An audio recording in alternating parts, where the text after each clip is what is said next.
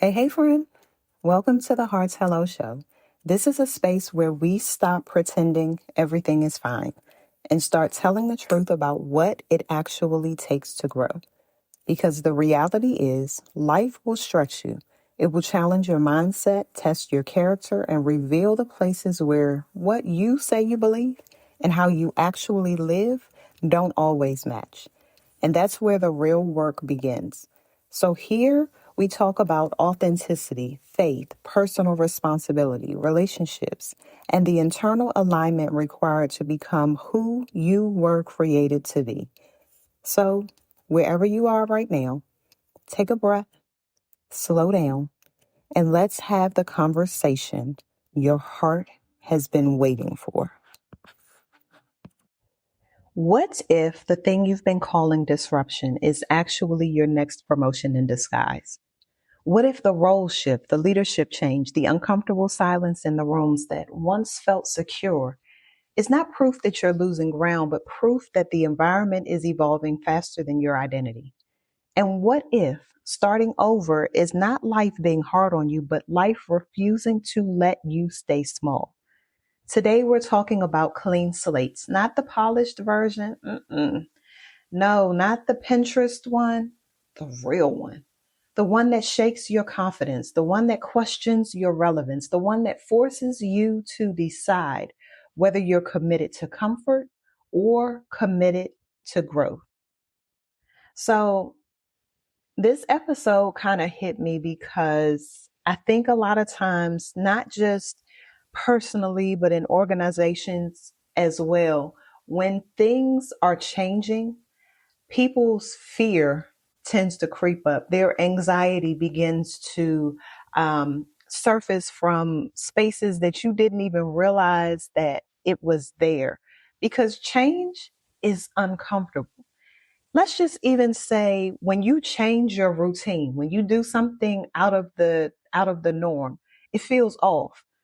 Or let's just say that you're coming home and there was an accident on the way and you're looking at the map and the directions is telling you to turn left where you don't normally turn left. And you've never been down this street before in your life, but you pass it every day.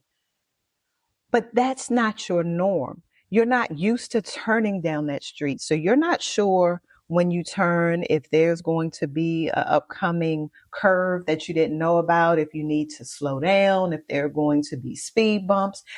You move different with change. But change is not always bad. Change is a good thing because although there was that detour, you're still going to arrive to your destination. And then guess what?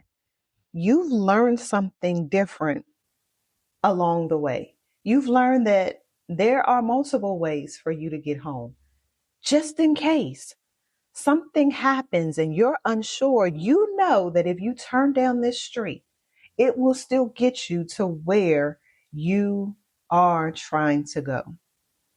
And so, as we continue our conversation on human compliance, we're sitting in a space that most people try to move past just too quickly, y'all. Starting over, having a clean slate, having to take a detour. And again, it's not just personally, but professionally, organizationally, emotionally, because whether we admit it or not, every system, including the human heart, eventually reaches a moment where what once worked no longer sustains what's next. And that's where the reset shows up. Now, in life, we often interpret starting over as failure. We internalize it as loss, rejection, proof that something just didn't go the way that we planned.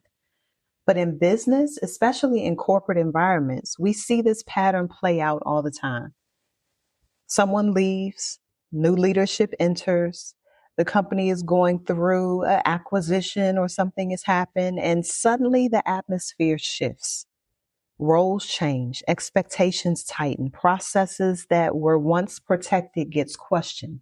People who felt secure start feeling exposed. And here's the truth that rarely gets named. New leadership doesn't usually come in to preserve emotional comfort. They come in to elevate alignment. Alignment with strategy, alignment with performance, alignment with the future direction of the organization. Because over time, companies, just like individuals, can drift into what I call comfort compliance. And so everything looks productive on paper. Meetings are happening, deliverables are moving, people know their routines, right? But innovation slows down, ownership softens, and people begin operating from memory instead of vision. So when new leaders move people around, bring in individuals they trust, they challenge long standing norms. They begin to ask those questions. Well, why are you doing it that way? And most of the time, if you're honest, people will say, well, that's the way that we've been doing it. And it's not always personal when they ask these questions. Sometimes it's structural. Sometimes it's cultural. Sometimes it's necessary because a clean slate in an organization is often leadership's way of saying, we cannot build tomorrow's outcome with yesterday's emotional posture. Now let's bring this closer to the heart because this is where human compliance stops being theoretical and becomes more deeply personal. When change happens at work, it doesn't just affect your task, it affects your identity, your sense of relevance, your confidence in your voice, your internal story about where you stand. And what many professionals experience in seasons of organizational reset is something we don't talk about enough. It's grief. Grief over influence that feels like it's shifting, grief over relationships that no longer hold the same proximity, grief over realizing that mastery in one season does not automatically guarantee security in the next. So resistance shows up, not because people lack skills, but because they haven't emotionally recalibrated. So, human compliance is not just about adapting to new directives. It's about regulating your heart while the environment evolves around you. It's about asking yourself honest questions. Am I resisting this shift because it's wrong or because it's unfamiliar? Am I being overlooked or am I being invited to expand my capacity? Have I become loyal to comfort instead of loyal to growth? Because starting over inside an organization does not always mean you're starting from zero. Sometimes you're starting from awareness, from clarity, from a deeper understanding that longevity alone is not strategy. An experience without adaptability can quietly become limitation. And this is where the heart becomes strategic currency. So, in the next era of leadership, emotional intelligence will not be optional, it will be essential. Leaders are not only observing what you produce, they are noticing how you respond when stability shifts, how you collaborate when influence changes, how you regulate yourself when certainty disappears. See, that is human compliance in motion, not robotic agreement, not silent endurance, not conscious alignment.